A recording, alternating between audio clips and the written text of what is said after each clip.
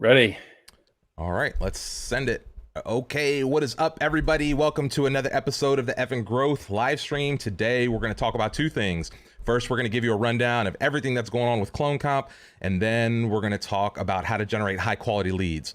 So I don't know how those two tie together, other than if you win CloneComp, I guarantee you will increase your standing in the Webflow community and increase the amount of attention that you bring to yourself. So we're going to go all over the place today, huh, Joe, as it relates to generating Yeah. leads, and we'll talk about all that. We got a disclaimer for you as always and everything, but before we get too far into this thing, let's effing grow.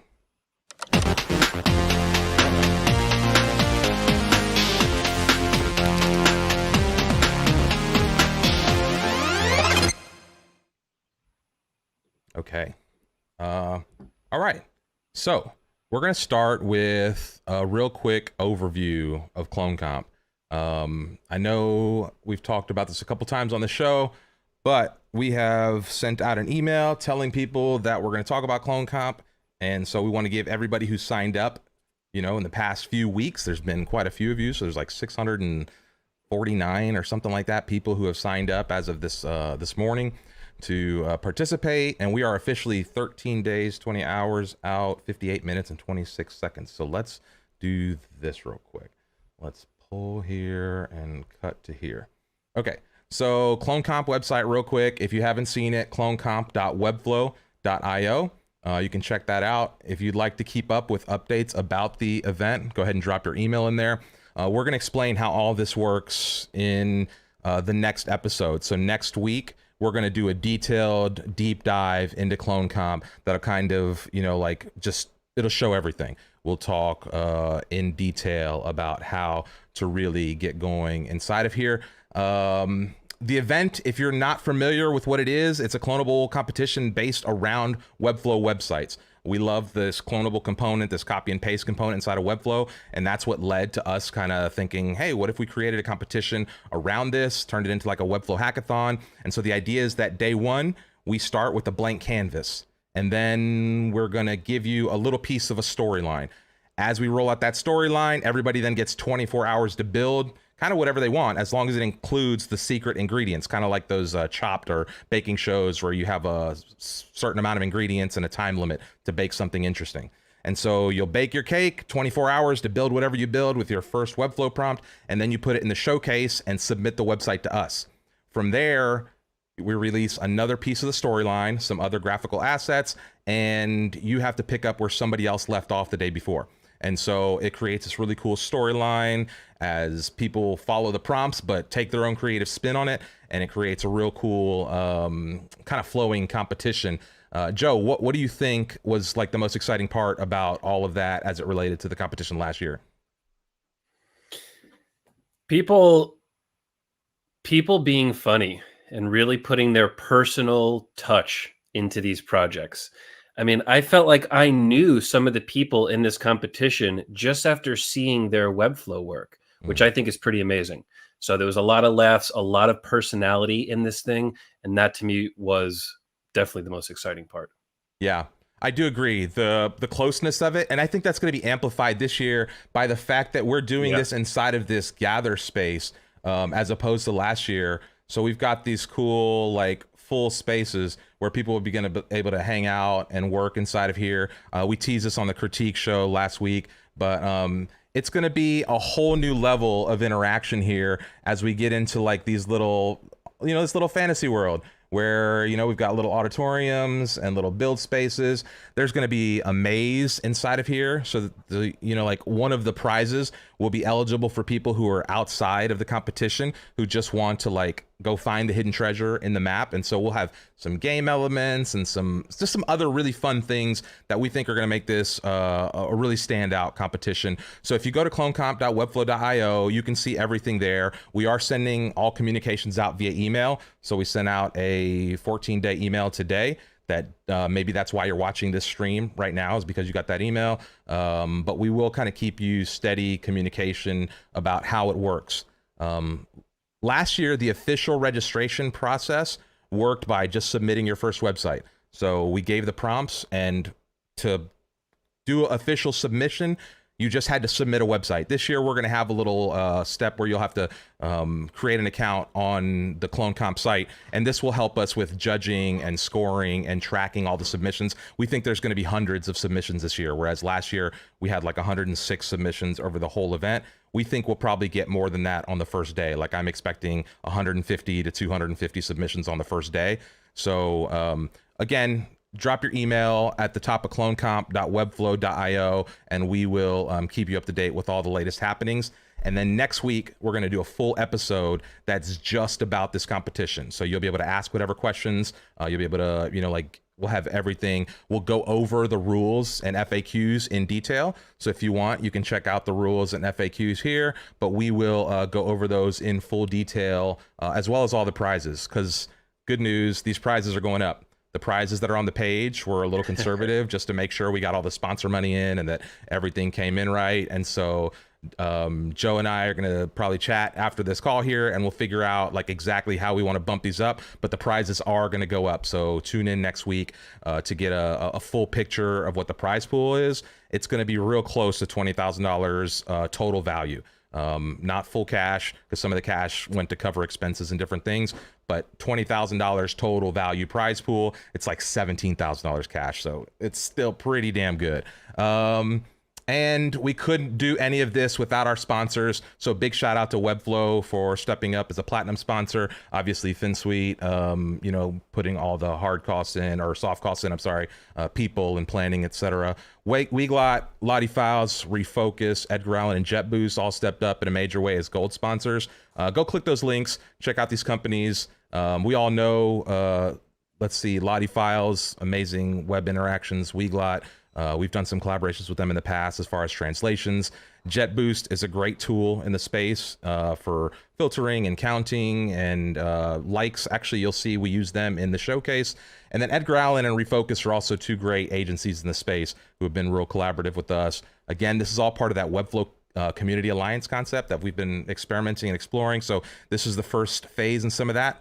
Stream sponsors, Pixel Geek, always amazing, always supporting the community. Flow Ninjas, Urosh is a talented Webflow group of designers over there, and then Noble Airtable, and then community sponsors: Connor Finlayson, Audio Velo. This is Adrian. From the Seattle meetup group. Lots of people know Connor Finlayson from the Unicorn Factory. Flamingo is Mackenzie Child. Member Stack, that's Duncan and Tim. Rockship is Ezekiel Rochat, I think is his last name. Cool little agency growing. I Heart No Code is Colleen. Big shout out to Colleen Brady. And then Webflow Wizards came on just recently. That's Aviv Schwartz, who was a participant in last year's competition. So lots of good stuff going on here. That's all the updates we have about CloneComp. So did I miss anything, Joe? Anything that you think is relevant to point out here before we take the next step? Yeah, one comment. Even if you don't want to participate, still come by. Still come to this event. If you're not going to be building, if you do not have the time to do the actual event, there will be a lot of other things. I want to make that really clear. So we're going to be having a lot of fun. This is going to be a really big event. So many things going on. Every time I hear an update, I get excited. Yeah. And we're super excited with the idea of it being inside a Gather this year. We've got people saying, let's see. Yeah. Somebody's saying something about, love this little group of, I like the web version of Game Consequences. Where was it? Somebody said something about, oh, there it is. Wow, the Gather map looks like the best hackathon venue. Yo, this is going to be out of control. Yeah. I'm telling you, this is going to feel like nothing you've ever been at. Like, I'm actually a little worried that that too many people are going to be there. Gather has a hard limit of 500 people now. And so people are going to be like opening up their browser, I think, and just leaving it open. So you may want to be there on July 20th, open up your browser to guarantee yourself that spot, and then just leave the browser open, because if you leave, you may not be able to get back in. Just saying. So nice. Yeah, and shout out to Aditya on our team here for the design on that CloneComp site. So shout out to that. Shout out to Rohan and Colleen, who have really been on the ground floor helping with all this. Couldn't do this without the sponsors and without that organizing committee. So Thank you all. If you're watching just for the CloneComp stuff, you can, you can fade out, or you can hang out with us. We're about to get into a real interesting episode about how to generate more high quality Webflow leads. So, grab some coffee. I think I saw Grace say she grabbed some coffee. She's ready for the stream. Poured myself a big cup of coffee, ready for the stream. So let's do this, kick back, relax. Let's get right into it. Joe, what's our disclaimer today? Of course, the disclaimer. It is, this episode might seem a bit repetitive, that we're going to be talking about a lot of the things we've been talking about in recent episodes. Even last episode, there's going to be some repeat. And the reason is, these things are going to help you in all aspects of Webflow, helping you meet new people, helping you find new clients, helping you improve the leads that are coming to you. This is a process, and these building blocks that we're going to tell you are going to help your entire process. So that's the disclaimer. It may sound repetitive, but this is a different strategy. We're talking about sales now. We're not talking about community or meeting people in the community. Well, and sales is kind of a repetitive process, right? Like if you're going to get good at sales, you kind of need to get good at doing some of that diligence, right? We're going to talk about a little bit about building a funnel. And while we're not going to get into like any technical marketing stuff, we do want to talk about like the ebbs and flows of generating high quality leads, delivering on that work, making sure you have a consistent workflow and some of that. And so while this may seem repetitive to somebody who's like maybe tuning in every week, if you're just here to learn how to like drive sales, we're going to try to cover that top to bottom. So if you're trying to figure out how to like, just generate high quality leads from the get-go, then that's kind of, where we're going to take this. So, let's see real quick before we go. Yeah, Colleen, what's up? Carrie Craver, Clammy Lee's in the house. Maria, Pablo Cortez, Grace Walker, like we said. Penny's here. Leo Zakor, what's up, Leo? Yeah, one of our CloneComp sponsors here. Refocus. There's no excuse not to join this. If you want to be a pro in Webflow, you need to challenge yourself. Yes, sir. Carrie Craver's here. Zero Code. Ashley Crossland. Let's see. She's saying, yep, would love to participate, but don't think I have the hours to submit a solid alongside client work. We'll keep an eye on. Sign up. We do need volunteers. So that's the thing I should say. Colleen, could you share that in the comments, please? The link for the volunteers. We need tons of volunteers. We literally need like 60 volunteers to make sure we have everything covered. So if you're interested in participating in CloneComp and you can't commit the full time, that's okay. Still like sign up to participate. Josh Fry in the house, Wes Morrell, Jay Poucher's here, Peter Blanchford, Aditya, Magdalena. Everybody's out here. Deshaun, Moshe, Wyatt, Pete. Yo, okay, that's it. Riley's in the house. Okay, so the whole squad is here, Joe. Let's take them through setting themselves apart. Let's get started with how to sell and generate these high quality leads. Setting yourself apart. You have to push yourself to create amazing projects and amazing work. This is something that you just absolutely have to do. It's a requirement to get to the next quality of leads. You always need to be pushing yourself to do something wonderful. And that's different for everybody. Doing something big and wonderful and crazy for FinSuite is something very different than somebody who just started Webflow 6 months ago doing something crazy, big, and wonderful. This episode is about how to generate more high quality Webflow leads. It's not, it's how to get to the next step. That's how I'm seeing this episode. How do I get better at bringing in better work for myself? And always throughout this process, you have to always be pushing for that next level. And that's how you set yourself apart. Think about it. You do something wonderful and people say, wow, look at this wonderful thing that this person did. And I like what you said there. It's unique for everyone. I think so often people get into this space and they're like, they get so interested in following design trends and seeing what's hot on Dribbble or what's on the awards website that they don't tie their own personality to whatever's happening, which is the best way to like start separating yourself in any meaningful way. And so I would encourage, anyone out there to like not think about setting yourself apart in the context of like just being, different in the same way other people are different, right? A lot of people are like, yeah, I'm super different. And then when you look at their stuff, it's like, you're kind of the same, And so don't be afraid to let a little of your personality shine through, to, you know, in my world, that was showing a little bit of art or some of the poetry, or, you know, I writing and doing different things. And when you diversify your skill set creatively, right, and bring some of those other talents, like, we're very few of us who are in this space are like single strategy people, right? Like single skill, unilateral, like we just build websites. Most of us have a lot of talents, right?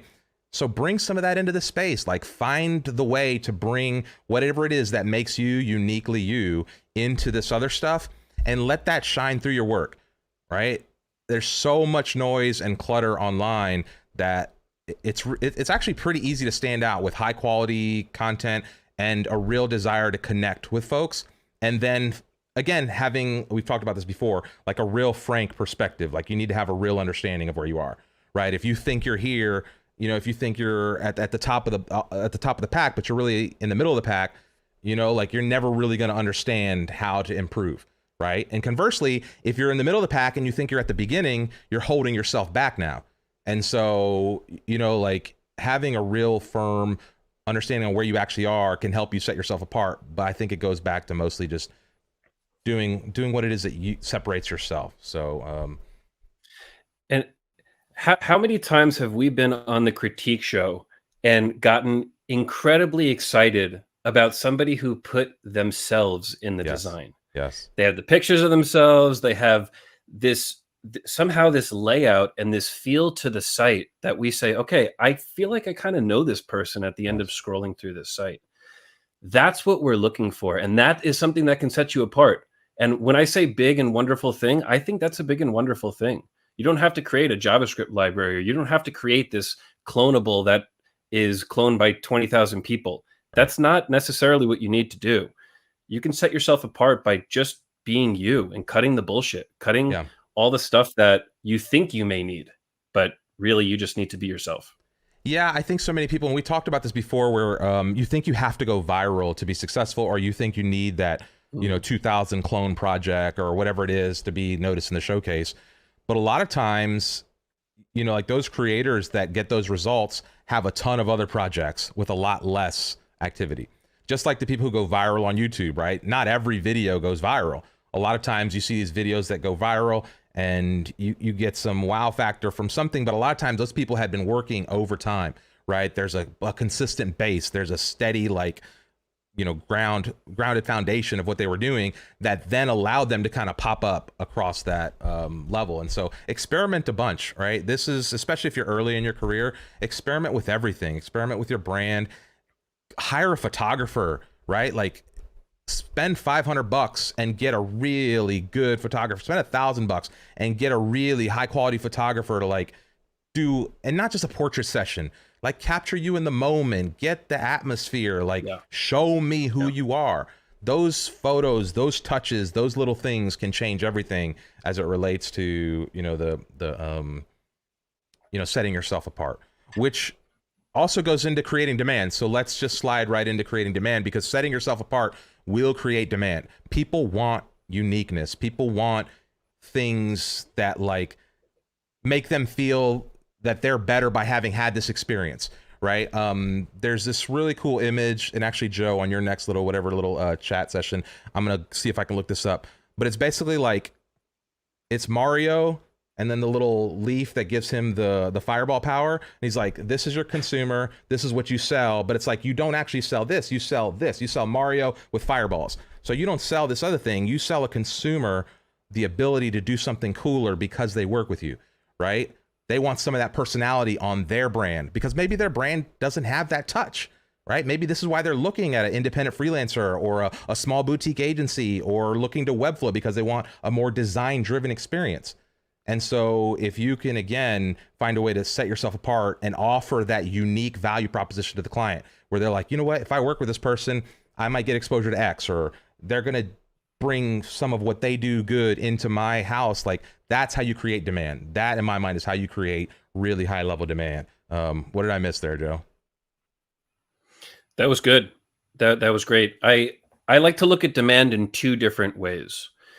There's a physical time side of demand, and that's the I'm booked up for the next 2 months. That there is a demand for my work because I am unavailable to take on your work right now. And because of that, there's now a backlog. So that's one type of demand. That works. That can be effective, and that can give you job security for months. There's another type of demand that I think is much more powerful. And this is the way that I like to think of creating demand for FinSuite. That you are so good, so excellent in something that people feel like they need to work with you. That we are doing something, whether it's on our website, on our messaging, our projects, our client work, that people look at it, they contact us and say, I need to work with you.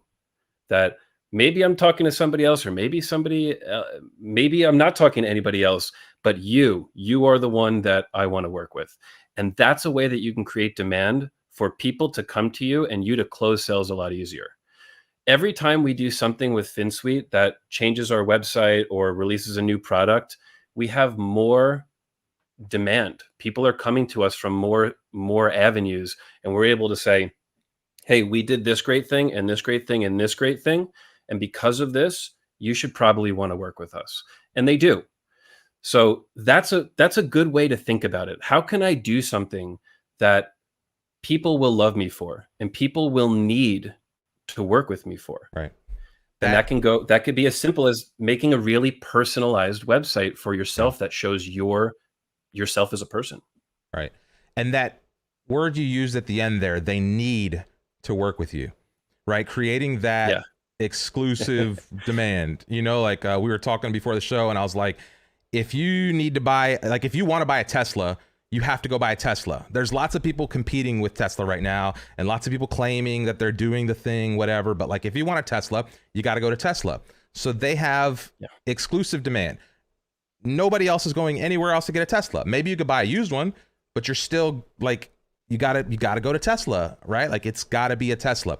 Now, maybe in 10 or 20 years, there will be other brands where people are fighting and the competition's more robust, whatever. And so it's the same thing in the no-code world. Right now, you got to figure out how to make yourself the Tesla version of your niche, right? How do you create something that's so uniquely you, that stands out in whatever space that you're doing, that it doesn't matter who else is out there. You're the person people want to work with. And they come to you, like, and they're not shopping other people. Joe said this when we were doing our pre-show chat. Like, a lot of people who come to FinSuite are not shopping FinSuite. They're not like checking with 3 or 4 agencies to see what the best price is, right? They're coming to FinSuite because they want to work with FinSuite.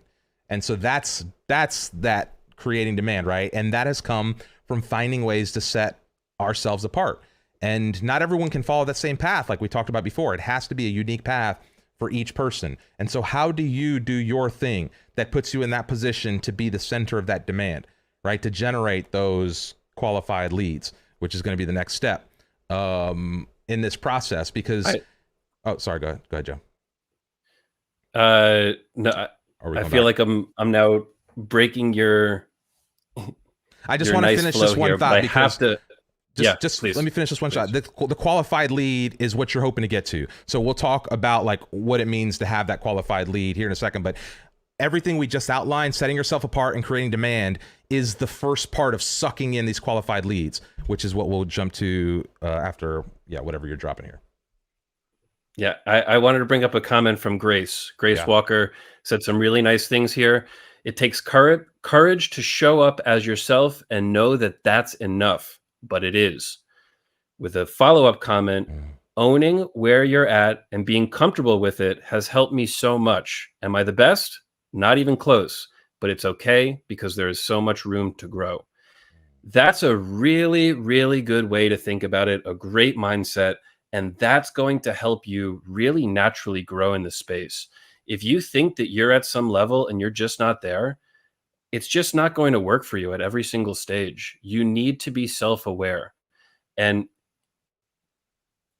you need to be honest about it. Grace, right from that comment, I'm feeling that Grace is a very transparent and honest person. And when that type of mentality is given to your leads, when you're giving this transparency and honesty in the sales process, they're more likely to buy from you. So Grace, this is a really good comment. Anybody listening to this should be really aware of this mindset. Yeah. And I think that's that authenticity you're trying to convey. people want Yeah. to help others succeed, right? Most people, like, there's this stigma right now in the world that like capitalism is evil and people who are in business are evil and that corporations and profit, whatever, fuck all that, right? Like, profit is like a thing that's needed to make economies run. And most people who build businesses build them not by like being predatory and like stealing from people, because those businesses don't last for long. Most businesses that are valuable come from providing ways, providing value on a consistent basis back to their clients, which creates demand, which allows them to do more of that. And the more demand you're in, the higher your prices can go, which creates, you know, the free market, the open market. And so don't be scared, you know, about any of this stuff, about putting yourself out there. Most people want to help you, right? And so being honest with a client and saying, look, you're not buying the top agency here, right? You're coming to like this, here's my work, here's my body of work. You can create great relationships, and these business will a lot of times take somebody who they know is going to give them, again, the attitude or the hustle or put the attention in. I used to win projects from agencies all the time with the argument saying like, look, I'm not a big agency, but you're going to get my undivided attention and I'm going to kill this for you because I want your project in my portfolio, right? And so now you bring them into the game, you give them something that they're like, oh yeah, I'm just going to be another account. And I also used to tell them, look, if you're dealing with a big agency, there's only going to be 1 or 2 people on your project anyway. I'm 1 or 2 people. Let's go. You know, and so you can compete with anybody in that realm. So just a few thoughts to play with that. Sorry, off my soapbox now. It's true. And when you're talking to these people, you have to make the decision, is this the type of person you want to work with? So all these strategies are great, but really at the end of the day, you need to be taking on the projects that you want to be taking on. Everybody here has worked on client projects. I want everybody to think about a past client project that really felt like a waste of time, whether that was a low quality work or you were way underpaid or the client was very difficult to work with. Now imagine taking all of those projects out of your past and replacing them with projects that are beneficial, with your best projects, the projects that you love doing that you feel are growing your business. This is powerful. And this is really a big step in getting to that better leads area of your business. You're getting leads now. You want to make them better. Start saying no to those bad leads. You have to. It's hard, but you have to say no. Yeah. And because if you, keep. No, I was just going to say, Vi said, I find that not having the need for a client ASAP brings in more clients, which is like, I'm so excited to get to that point. If we look on the right side of the sidebar here, we're going to qualified leads right now. That's what we're talking about with walkaway power. So Vi, give us a second. We're going to get right to that. So qualified leads, Joe, we've set ourselves apart. We're creating some demand. How do we make sure that the leads we're getting are the ones we want to work with? They're the clients that are going to help us build the big portfolio. They're the ones that are going to give us the referrals. They're the ones that are going to, like, you know, help us take this next step. How are we qualifying those leads? Before I get into how we qualify, first I'll say this is difficult, and it's so different for every single project. And the most difficult part is you may not know if it's a good project until you're in the project. That this happens. You're not always going to know all of the answers from the beginning. So you will fail at this. You will get some awesome projects. You need to look back at your projects and figure out what were the bad ones. This project was terrible. What happened in this? How was the sales process in this? Did this person negotiate way too much? Did this person ask for the smallest, tiniest little changes in the contract? Do you see a trend of people that you should no longer be working with? I'll tell you one of mine. It's the people that come in and their first comment is, I'm going to get you more business. I want you to do my website and I'm going to refer the heck out of you. That was a huge red flag. And I realized, hey, these types of people got me really excited, but actually they have been the worst clients and they don't actually refer the business. All right. So that's one way you can do it. Look back on your past, what is not working, and that is now a base that you can go and use for future deals. Yeah. Yeah, and you should have some questions you ask yourself. about the client. Like, is this the kind of client I want to be working with, right? Are they a reputable company? Have they been around? Like, is this a startup that's literally not even done a thing yet? And if that's the case, why isn't the guy building his own website, or why isn't she building her own little basic website to start out, right? Like, why are they coming to you if they don't have any money, right? So it's like, oh, I'll give you equity. Nah, sorry, that's a hard no. Yep. So like,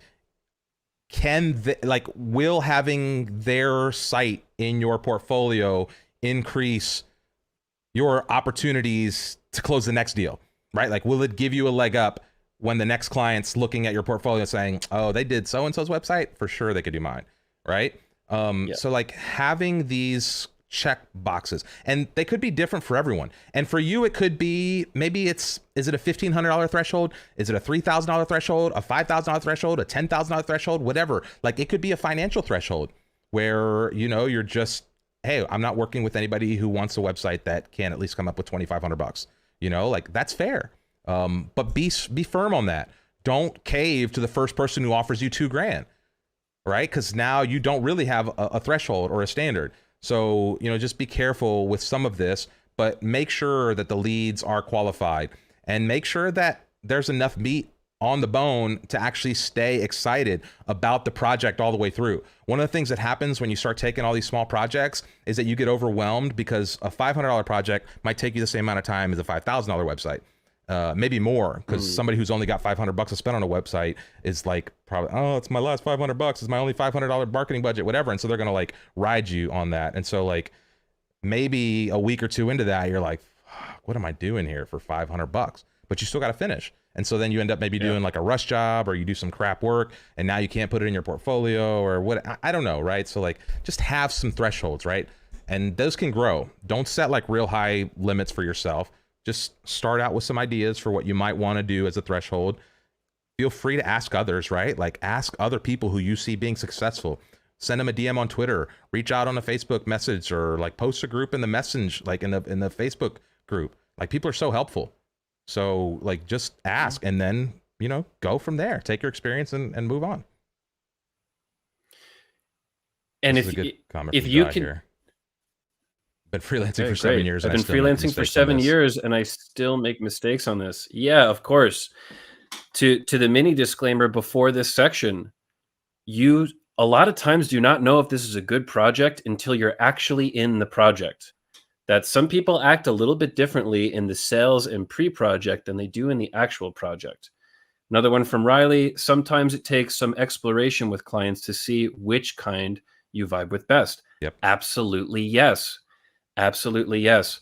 And if you start taking more and more of these projects that you don't like, you are taking up your time for working on projects that you do want. If you have, let's say, 8 hours in every single day, and you're spending 3 of those hours on bad projects, you're really doing yourself a disservice. That's 3 hours every day that you could be using to build your portfolio the right way, to give you some financial freedom, to grow your business. So you have to really teach yourself how to say no, and identify when to say no for yourself. Yeah. Part of me wishes we would have put that walk away power right above building a funnel. Cause I just want to jump into that walk away power stuff so much. It keeps coming in some of the, like, also never compromise, ease on your payment terms, learn that the hard way. That's a great point. Like, if somebody misses payment points, that's not a good sign, right? If they make a commitment to you to start and then they miss that payment, and we've talked about this before, where there are instances where you may want to begin work ahead of payment, right? You may want to start a project and get moving fast with a client. Those are decisions you can all make.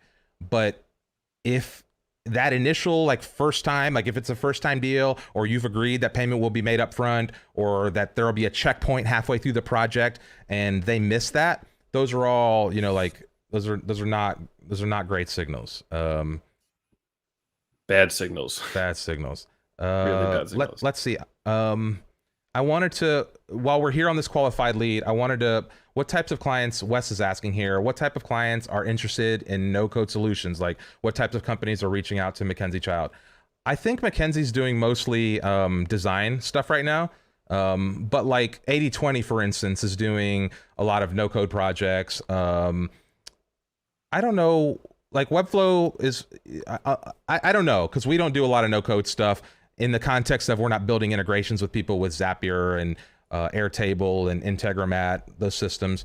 But I would just answer that question generally and say that this goes back to like, you just got to solve business problems. Nobody cares. The business doesn't care if you do it with code or no code, right? Like the goal here, same thing with the website, is find out the problem you're trying to solve, right? And figure out how, if you can solve that. And then you need to know which problems you can solve with your skill set. And that's how you can go after some of these clients. So I saw that earlier and just wanted to address that. Okay, qualified leads. That was a trend that we saw. That was a trend that we saw building Webflow sites. That when FinSuite first started to use Webflow, we had to sell people on using Webflow. They came to us just with a website. Hey, I want a website. What's Webflow? I have no idea what Webflow is, and we'd have to sell that to them. They didn't care.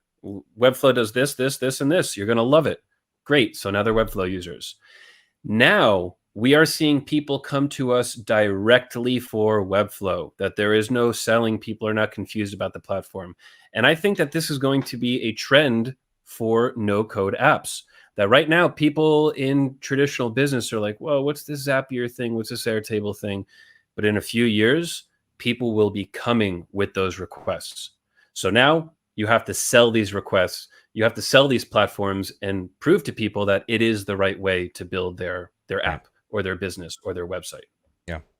And especially if you're just looking at, to go a little step further on what kind of people would come, I think it's people who are just looking to optimize systems, right? You'd be surprised how many businesses are just running off the back of a spreadsheet, and they don't know that they could, put it in an Airtable and make the Airtable do be the software for them, And so some Airtable expert, is Peter Blanchford, was in the comments here earlier, had an Airtable base for some conference he did with thousands of people. He basically built like a little conference app inside of Airtable. We're running CloneComp entirely inside of Airtable, right? Submissions, we'll use MemberStack and the website as well, but the database, the data handling, all the logic, everything is kind of working inside of Airtable. And so like, it's just, like Joe said, it's not really necessarily about what platform's doing the work. It's just, can you provide the solution? And over time, it'll become more and more popular. So let's go into building the funnel here. I think,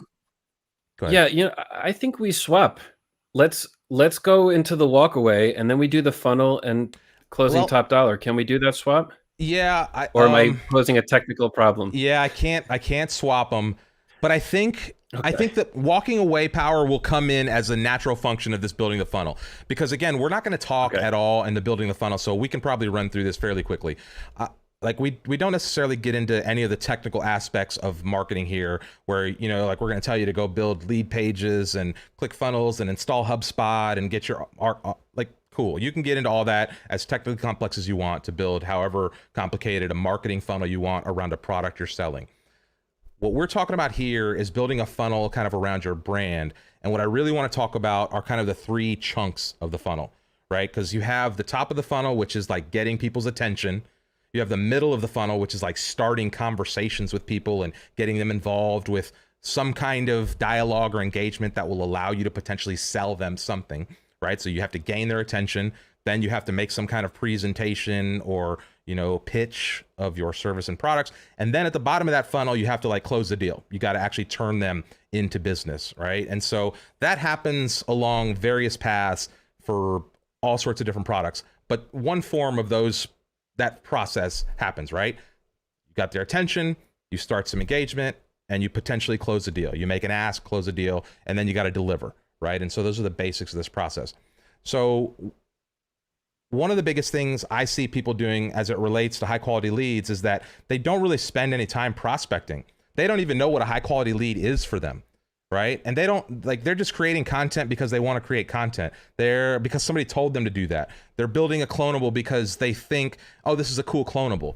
But none of that is like directed at the top end of this funnel, right? So if you want to land a specific kind of client, you should use whatever that benchmark is to set some thresholds so that when you're doing this activity at the top of the funnel, this attention generating activity, it's targeted at those things, right? You don't want to be building nonprofit websites or clonables that have some obscure or offensive material if you're going to be pitching government contracts, right? Or if you're trying to get a niche in flooring or plumbing or whatever it is, you know? And so just understanding those basic 3 phases of a funnel and the importance of generating broad attention. If you want to generate high quality leads on a consistent basis, you have to be generating attention, high quality attention on a consistent basis, right? Generating and assigning attention is one of the most important things we do in this world as humans, right? What we choose to give our attention to is essentially like a kind of a currency exchange.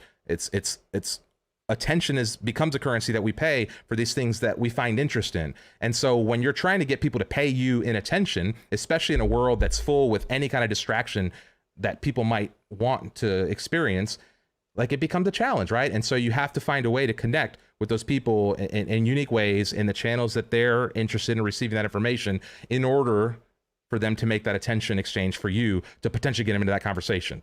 Right. And so once you got them in the conversation, then it's up to your skill set, your negotiating, your contracts, you know, like, but really that top of the funnel, if you think, why am I not generating enough leads? Like how many people are hearing about you? How many people are hearing about your business on a regular basis? Like, what are you doing to get in front of the people who might make these decisions? And so I'm going to jump off the soapbox here. There's so much more in my mind about the fluctuation, because what happens a lot of times is people will do a lot of this activity. They get a bunch of leads and then they start working and they deliver all that. And then next thing you know, they look up and there's no more leads coming in because they stopped doing this top of the funnel activity. And so, you know, if I had to give one disclaimer, it would be to make sure that that top of the funnel activity is directed, specific, and consistent, right? This is the key. If you want to generate high quality leads on an ongoing basis, this is why people are talking about like modern companies will have media companies instead of advertising. It's why we do these live streams. It's why we do the critique shows. It's why we create events and host meetups and do all of these different things. Always high value attention. Somebody in the space is always seeing FinSuite connected to these things. And that plays, right? When they come to us, they're like, hey, you guys, that's where we want to work. So how do you do that, right? Again, find your top of the funnel and find out how it matches in your process inside of that. Nice. Absolutely. And before we get into the walking away, let's talk about how that top of the funnel could be created. I think it's really interesting, a comment from Grace and a response comment from Josh Fry. Grace Walker says that very few clients come to me wanting Webflow. Most just need a website and Webflow is the way I deliver. Great. Now, Josh Fry responds, yep, I get a lot of people that are sold on Webflow already. And he says that he does not get people who are unclear about Webflow. So that makes me think maybe people are finding Josh Fry in Webflow. And people are finding Grace outside of Webflow, right? Nobody's finding Grace inside Webflow because they don't know about Webflow. They know about websites. They found her some other way. Maybe it's a group. Maybe it's organic search, friends, whatever.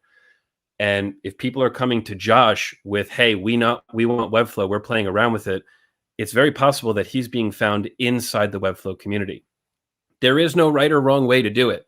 There's no this way is better or that way is better. Even Josh follows up and says sometimes he'd prefer the people don't know about Webflow.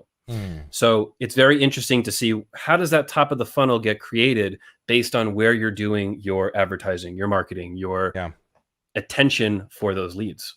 And again, this will change for everyone. You know, like maybe you're a local agency, maybe you're niche down only for startups or for doctors or, you know, again, roofing companies. I don't know, right? Like maybe you sell insurance to franchisees of one specific business, a restaurant or so. I don't know, right? Like, and you just do all these types of hotels, right? We do some hotel sites like that. And so it's like, whatever that niche is, you know, like that's where people are going to find you. And some of them, maybe they know Webflow, maybe some of them don't. And I don't know what the best channel is. It's probably a blend of both of those, right? I would imagine having a well-balanced blend in as many channels as possible. But anyway, let's jump into the walkaway power because it's been brought up a few times. And it's kind of a natural progression in what we've been talking about, because if you've done all this and you have demand, right? If you are in demand, you have walkaway power. If you're not in demand, if you don't have a steady state of leads and projects, then you don't have walkaway power. And walkaway power is essentially the ability to walk away from a deal, right? It's easy to say no to a client when you already got as many other clients as you want, right? It's easy to say, no, I don't need your project, or to be stiffer in a negotiation, or ask for more money, or whatever it is, when you just know, like, there's 5 more behind you and we're already 5 deep, lined up for the next 3 weeks or months. And so that should be your goal, right? Like Vi said earlier, if you don't need a project, it's the same way with like dating a girl, all right, or a guy. If you're desperate to get a date, probably not going to get a date, right? But if you're playing it cool and you're like the chill person that's just on the other side, and you're kind of interesting, like, oh, who's that? Maybe I want to go on a date with them, right? So it's basically like the same psychology at play here in sales. If people think you're desperate for a deal, they're going to know that they can lowball you. They're going to know that they can negotiate, right? And so you can learn to fake walkaway power too. I mentioned this in the last episode with some of that indifference. This is where that indifference comes in, right? Where even if you don't have walkaway power, you can fake it. And if you get good enough at faking it, you can kind of overcome it. But it's hard to fake it unless you know what it actually feels like. And so that's like, when we get into our deep sales episode, Joe, we'll talk about the specifics on this stuff. Yeah, the walkaway power, I just thought of this. We actually do something now that gives us some walkaway power when we've already gotten the deal, but the client's not ready to just start the project. So a lot of times these bigger clients, they will agree, great, we want to move forward, but we need this, and this to happen, and that's going to take about a month. So we'll be back in a month. So what we do when they do not come back in a month and they say, hey, we need another few weeks, we say, well, our developer is not going to be available forever. That there is a point where we have to move on, and we can no longer reserve this awesome person that we've been telling you about for 2 weeks. And once they hear that, they go, ooh, okay, hold on, let me get this to you. Let's go. We want to move forward with this person. Yep. So it's powerful having that person say, well, I have to act now, or I can't act at all with this company. It's big. And for people that are looking at this from a yes or no, just taking a project and not taking a project, that's even more important. Being able to take a whole project that you may need financially, that you want to say yes to, but deep down you think this is not the right decision, you need to be able to say no. And that's the walkaway power. Right. When so many different things say yes, but something about you says no, gotta say no. And how do you set yourself up to say no? Huh? I follow your gut. Oh yeah, my gut's almost never been wrong in those situations. Anytime I've ever been like, oh, this is going to be a nightmare, isn't it? It's been a nightmare. Like, there's not been one time where I've had that early premonition with a client where I'm like, this client's kind of a dick. And then later on, I was like, oh, they're totally the coolest person ever now that we're actually working on the project. No, like, once you get their money, now they feel like they're even more in control. And so, yeah. So how can you do this? How can you set yourself up to have that walkaway power? You have no active projects right now. You're looking for that active project and it comes to you, but you don't feel right about it. How can you say no? You need to really be focused on your finances. This is something we have not talked about once on the Growth Show. Finances. If you're a young business, which probably everybody watching the show is, even FinSuite, I consider a very young business, you have to be really careful about how you use your money, personally and in business. If you're trying to scale your business, you should not be having unnecessary personal expenses. Even though it's completely separated from business, these unnecessary personal expenses will hurt you in business. It's the difference of saying yes or saying no to a bad project. And you want the power to say no. Yeah. And a lot of people have to do that by having the finances to say no, by having the finances to not have work for 3 weeks. It's not easy, but you can get there if you're smart with your finances. And you plan for it. Right. You plan, and you maybe keep that side gig, or you don't start out jumping headfirst into the business. People say that, but I jumped in headfirst and I just said, screw it, I'm in, and like I'm kind of a sink or swim kind of guy when it comes to some of this stuff. And some people need that added pressure to just get going. But I agree with Joe that as soon as you start making a little bit of money doing this stuff, you got to start setting up like an emergency fund. Don't just start buying all the toys and get your little iPad Pro and the Mac Daddy MacBook and the like like if you need the gear to do your job, sure, get a better computer, right? If performance is like I'm never going to doubt me about having like the good gear and the stuff that you need to do what you need to do. However, in those early days, you don't need the the $500 microphone or the $5,000 computer, right? Like maybe get the $2,000 computer and like put the rest of that away so that next month you can say no to a client and know that you got that extra $3,000 in the bank to not have to work that month, right? Or to be able to spend, not that you're not working, but to be able to spend 100% of that time chasing new deals or creating content or whatever it is that's going to help you stand out and create that demand and get to that walk away power. So, okay. So we've got walkaway power, Joe. We've created demand. We've set ourselves apart. We've got our funnel going and people are coming in. We're talking, we're negotiating. We're telling some people to get lost. We're bringing the other ones in a little deeper. So how do we start closing those deals, and how do we really like make sure, this, like we get the deal in the door? You solve their problem. I think it is really that simple. When somebody comes to you, a lead with a problem, and you have a firm, strong, reputable solution to fix that problem, that is going to get people saying yes. That will get people to work with you. And maybe it takes a little bit more time to make that happen. It's not just a quick email that says, hey, we use Webflow, it's great. Maybe that is 15 minutes of you filming little videos for that client, showing them how editor can work for their website. Maybe it's redesigning their hero and saying, hey, look how quick I just updated your hero. This may take 10 minutes, 20 minutes, an hour. But if you go and solve their problem, they're going to love you. And when they're talking to 5 other people and nobody else has officially solved their problem and you're sitting there with the solution, that's big. So that's how I like to look at it. You set yourself up for the success by bringing them to you, and then you give them a really good reason to move forward with you. Yeah. Yeah. And this gets into some of the like contractual stuff, the statement of work, you got to have kind of your processes for that stuff in place.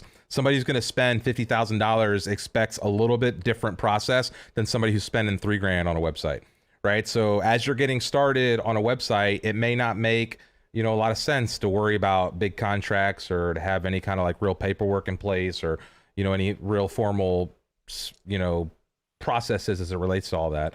But as you grow, like this may be important. And so if you want to start closing some of those high quality deals, it may require you to like make some modifications on some of those processes, right? Joe, do you want to speak to any of that? I know you were pretty cavalier for a while growing FinSuite. Like it was mostly just real simple statement of works and not a lot of legal stuff until just recently, right? Like, yeah. So I mean, yeah, it works different methods for different people. I really didn't see a need to do any changes to the contract. That we were getting these bigger projects, these multi-people, multi-month, big dollar contracts, and people were saying nothing about our statement of work. That they actually appreciated that they didn't have to do legal review for weeks. They could just move forward. So I don't 100% agree with that. There are some clients that may say, hey, I'd like something a little bit more formal or a little bit different than this. That's fine. But overall, I'm not really focusing on the contractual side. I think people should really have their decision made up about you before the contract stuff started. Sure. The contract stuff should not be a blocker by any means. It shouldn't help the person feel more or less confident with you. When we go into contract, they're ready to sign. This is not a, hey, we'll check it out and let you know. Right. Yeah. And that's maybe different for some people. That's right. So we've talked about this Yeah, before, of where like course. you don't have to get lost in these big fancy presentations or these, you know, crazy overdone proposals and stuff that sometimes early freelancers get caught up trying to create these like, you know, real beautiful design presentations when a simple, you know, like one pager will do. Um, so yeah, You know, anything else it, as it relates to just closing the deals or getting them in the door? Because I think you're right. yeah. If we've done everything right up to this point, like if you've, you know, if you've really, if you've created the demand and you've created that conversation and you had the potential to walk away from them and you said yes to taking them to this next step, there should be no magic as it relates to closing the deal. It should just be, okay, pay me and let's go. Right. And so if you find yourself losing clients at this stage, it's because you're rushing through some of the other stuff, right? It's because you're not doing some of those previous steps properly. And you may be overlooking objections trying to get to the place where you're presenting the numbers or you're presenting this contractor, this big proposal, and then you're losing some significant percentage of those. Whereas you should be, like Joe's alluding to, like you should just close all those. So yeah, any other thoughts there, Joe? Yeah, I agree with you with not creating big presentations and these crazy templates that are going to do statement of work and the process and all of this. We don't really use that method. An actionable thing that you can do to solve that person's problem is well-written emails and Loom videos.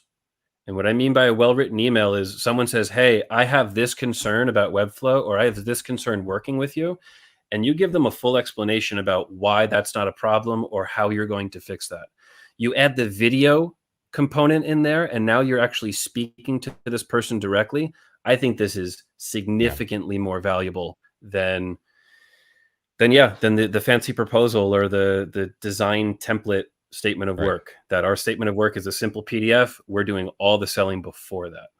Well, and especially when you're dealing with remote clients and maybe you're not like in person, Mhm. if you're used to doing that in-person interaction, you know, like having that video touch point or having that video message becomes a lot more personal to the client or the person you're interacting with too. So again, it's just, it goes back to that personal touch. It goes back to the taking the extra time and setting yourself apart a little bit, which hopefully is leading to some of the demands. So with that said, we'll jump over to the Q&A questions and we'll just do this for a few minutes. Joe, what are you thinking? Are we doing some co-workspace today?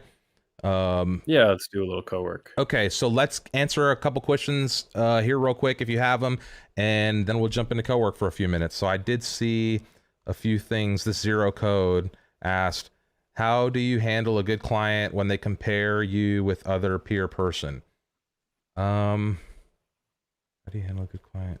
I'm not sure With if other what you're saying there is if they compare you to somebody else, like if they're saying, oh, like, well, so and so over here is doing it for $2,000. Why should I pay you $4,000? You know, is that what you're asking? If that's the case, then you're just like, well, because you know, Yeah. I do better work and these are my prices. But then you got to be able to, you know, like again, you should have that demand. If you're pitching, you find yourself in these positions, the lead is probably just looking for a cheap price or they're looking for something else. You haven't qualified this person properly if they're just shopping you on a basic price objection like that. Not to say that price isn't something you're going to encounter, but I'm not sure if I'm totally understanding what you're asking there, Zero Code, but that's kind of my thought on that. Any other thoughts, Joe? I love to give an analogy for this type of situation, that when people say, "Hey, I got another quote for this," or "This person's doing it for a quarter of the price and they're also in the experts program." Hmm. So what do you say to that? I like to give an example of a used car. You can buy a used car at any price. You can buy a website at any price. Someone's going to say yes to doing this work for $100 for you. You could also find a company that will charge $100,000 to do this work for you. I'm somewhere in the middle. I don't know what this low person's doing. I don't know what this high person's doing, and I don't really care. I know that I can provide you a working car that is going to be a great car for you. And you swap that with website. I know my work is worth this amount. I know that everything is going to be good with this project. And that's what you're buying. You're buying this guarantee that this is all good. You don't have to worry about up or down. This is what you need. You don't want to cheap out. You don't want to overpay. So put yourself in the middle. there's prices all over the place, but this is my price and this is why you should buy it. Yeah, great. Christopher Loggins was asking, what if you get a quote unquote dick client who's a good friend of a previous client? How do you walk away without ruining a relationship with your good client? I mean, no problem. Doing business with one person does not obligate me to do business with somebody else. And if that person doesn't understand that, and there's a million ways to do this. You could be too busy, you could not have the capacity. Yeah. You could, I don't know if you want to refer it, because if the person's not great to deal with, I don't want to send it to my friend either. But yeah, there's a million ways to step away from that where you don't have to impact the other client. I'm not sure that would be a real concern with me unless you just told the dude, oh, you're such a dick, I don't want to deal with you. And then he might go back to the client and but yeah, I don't know. Joe, do you have any thoughts on that? Yeah, the best lowest tension way to handle this is to just say that you're at full capacity. Mm-hmm. Hey, I am no longer able to work on this project because I am working too much. I have to let this go. Yep. I'm sorry. I can do anything that you need to onboard the next person you work with. I can transfer you all the work, but I'm no longer able to work on it for time reasons. It's really easy. No one's going to get hurt in that. Yeah. Let's see. Wes is saying that if FinSuite ever created some boilerplate templates for this kind of work, I put some money behind it. I think that was relating to the templates for the statement of works and stuff. Check out what Ed Ground's doing with the marina.io. They're working with a product that's literally for writing contracts for creatives. That's pretty interesting, and they're kind of all in on that. And they've got some good processes for that. So check out. I think it's called Marina. I'm not sure what the URL is, but I'll look it up and put it in the comments here in a second. Let's see. Loom has helped me so much. Proposals, monthly SEO report supporting. Yeah, Loom is a great way to just skip clients with meetings. But, record a Loom, send it over. Totally. They'll get over it. That's a good question, Peter. You want to take this one, Joe? Sure. A bigger agency approached me 3 months ago wanting to sub the Webflow dev out for me. Should I keep hounding them to find when they want to get going, or just something else? Let them go. Or just keep quiet. Yeah, 3 months ago, that's a huge red flag. When people come to us for work and they go silent for months, we're not going to re-engage with them like they're a new client. They have to be ready to act and they have to be ready to move. So if they're waiting this long to give you an answer, that to me is an indication that they're going to spend too long giving you directives and too long giving you payment and too long giving you the credit that you deserve. So I would not end the relationship, just let it go. If they reach out and they're ready to move, great. If not, just consider it a lost deal. Yeah, I agree with that. Mike Stedman is asking, and we'll take this and another question, then we'll jump into the co-work. So Mike Stedman is saying, thoughts for using cold callers for prospecting, particularly if you hate it, at least to get people in the door. We've talked about cold calling before as a strategy, and Joe did close a deal early on. I think it was his first phone call ever. He closed a web client and then never again after that. I don't think selling websites over the phone, cold calling, is something you're going to have any kind of success. You need to find the prospects where they're looking. So I don't know if that's SEO when somebody's like local web design or web design for this business or whatever, but you need to find those prospects where they are. And typically that's why we say content strategy, some kind of community building, some kind of attention engine that generates high quality attention around your brand that doesn't require you having to make, one-to-one outbound touch point calls. I just don't think that's successful at all. Yeah, totally agree. And then last question, Michael Riddell. How do you design your own agency website that you're happy with? It's easy to design for others, but impossible to do for myself. Joe?